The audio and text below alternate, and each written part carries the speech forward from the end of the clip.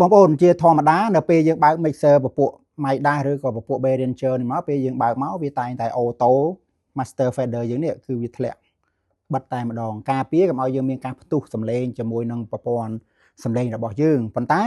នៅពេលដែលយើងបើកមកស្រាប់តែយើងបិទឲ្យបើកវិញតែវានៅតែ stand by ដូចនេះវាធ្វើឲ្យ sound យើងមានបញ្ហា fader យើងនេះវាធ្លាក់មកខាងក្រោមអត់នេះវា auto ធ្លាក់មកតែម្ដងប៉ុន្តែស្រាប់តែយើង restart ទៅវាអត់ធ្លាក់អានោះជាបញ្ហាវាធ្វើឲ្យ sound យើងផ្ទុះ restart បាទអូខេអញ្ចឹងឥឡូវបងប្អូនចាប់ដើមមើលកន្លែងនេះមួយបាទឥឡូវយើងចាប់ដើមមើលនេះពេល restart វាចាប់ដើម mixer យើងចាប់ដើមដំណើរការថាតើវាមានអីកើតឡើងនេះវាអត់ធ្លាក់មកទេ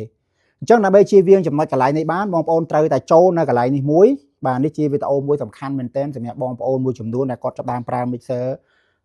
ប្រភេទអស់នេះយើងឲ្យគាត់បានដឹងបាទចូលមក setup ចូលមក config ហើយនៅកន្លែងនេះគឺយើងយកចុចទៅលើពាក្យមួយហៅថា save main បាទនេះចំណុចនេះចុចលើវាមកបាទប៉ុណ្ណឹងអូខេអញ្ចឹងខ្ញុំចាប់ដើម reboot វាមកបាទលើចាប់ដើមមើលតើវាធ្លាក់អត់បាទបងចាំមើលតើវា fader វា auto ធ្លាក់មកខាងក្រោមអត់បាទនេះបាទអញ្ចឹងអរគុណច្រើនបងប្អូននេះគឺជាវីដេអូមួយខ្លីប៉ុន្តែមានប្រយោជន៍សម្រាប់បងប្អូនបើមិនជាបងប្អូនអត់បានដឹងពីចំណុចទាំងនេះទេវាធ្វើឲ្យ sound របស់បងប្អូនមានបញ្ហា